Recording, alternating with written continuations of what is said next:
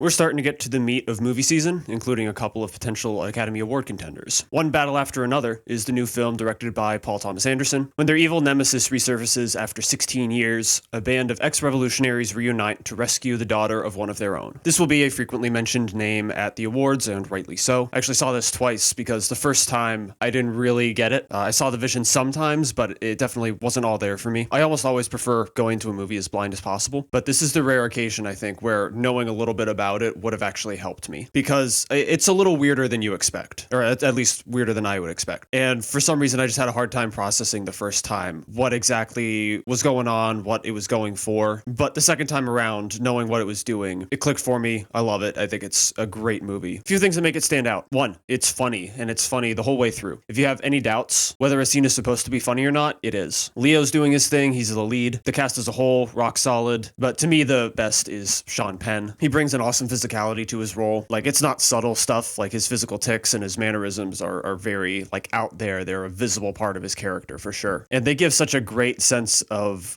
distaste to make that villain character even richer. Actually, I guess it feels a little rude to just brush aside Leo like that. He is very effective in his comedic acting. He's got some great bits. And the specific mental, emotional state that he's channeling is certainly not easy. Like, he brings great physical comedy with him. The score is eclectic, ambitious, extremely effective at tying together some segments of the film into like these little mini chapters and these pseudo montage sequences in a sense. One log segment, especially, it's my favorite, is accompanied by variations on this strange sort of plucky, at times nearly atonal piano idea. It's an incredible job at combining these various tones like within the film, like these different genres that the film is trying to combine and successfully combining, and they're all under the umbrella of this one piece, which is incredibly effective and just amazing that Johnny Greenwood managed to pull together some music that could tie this entire arc together under one unifying idea. The edit is impressively concise, is 162 minutes. It doesn't feel like a short movie, at least not to me, but it does feel like all of the minutes need to be there. There's some great editing gags, some great timing and close-ups and things like that.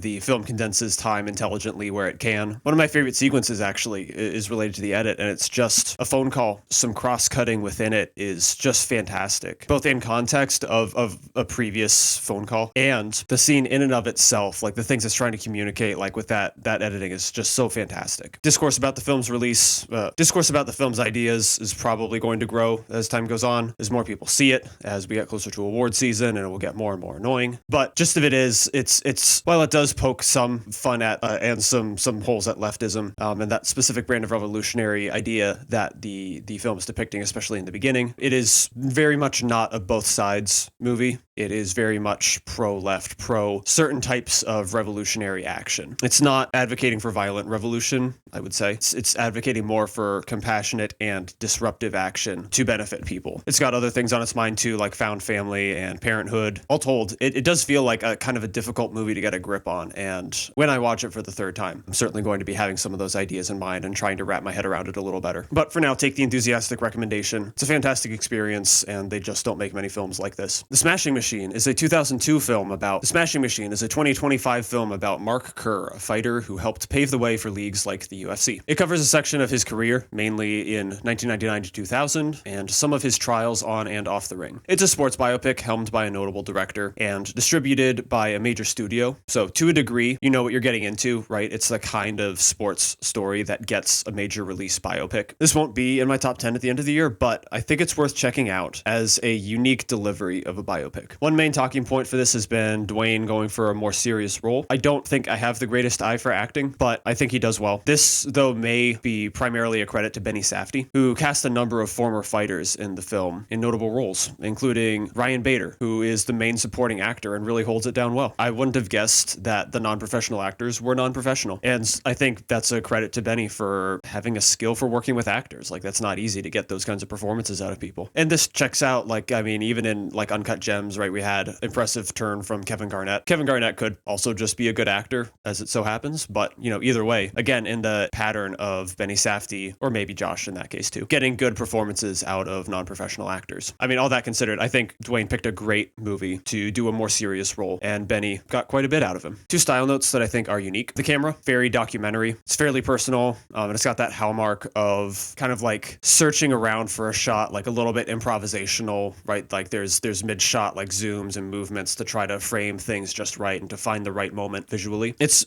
maybe a little odd. It certainly felt odd to me for a lot of the runtime, but it winds up kind of like providing, I think, a justification for it, like a reason for it to be the through line. I'm not like thrilled about it, but it's interesting. It's unique. It certainly feels fresh, even though I'm not like totally on board. And then the music. Given that it's a sports movie, right, you would expect a training montage, a music montage to pop up, and it does multiple times. One of them is set to My Way, and that's fantastic. It's a more traditional feel of a montage, right, with like the actual licensed song, recognizable licensed song, and the training and everything like that. Still powerful. I think it hits pretty well, even though it's somewhat expected, right? But another montage, I think, emphasizes the film's non-traditional music choices, which are more common than the expected ones, I think. I won't give away what it is exactly, but there's a musical sequence with music that reminds me kind of loosely of some Twin Peaks music from The Return in the bar. There's a surprising ethereal and otherworldly quality to some of that music, even outside the montage in various scenes. And sometimes the music also is just a little unexpected in terms of, you know, the kind of tones and instruments you're getting, like during some of the fights, for example, in one of the Grand Prix. So this is another way to me in which the film sticks out from a standard biopic. It's just doing things a little different. It's delivering you a slightly different product, something that feels a little different than you would expect from a standard sports biopic. I don't think the music is perfect. At times, I think that tonal quality, the ethereal stuff, feels kind of strange in conjunction with like that more grounded documentary style camera. And I think in the intro, the music is way too big. It's kind of like sensory overload and something needs to be dialed back, which I think should be the music. Regardless, like there are a lot of interesting choices and a lot of cool musical moments in the film. Again, unique delivery. It's a sports biopic, but it does things that are special, that feel a little different. That, I think, makes it worth watching, right? Like you want a special experience. To me, I don't mind a fairly recognizable core as long as it's doing something interesting, something that'll make me think about it. And this is one of those movies, fairly standard core, not like formulaic. It does things that are unique in the story, but a fairly standard core that does some interesting things on the margins. And to me, that's interesting. That's worth watching.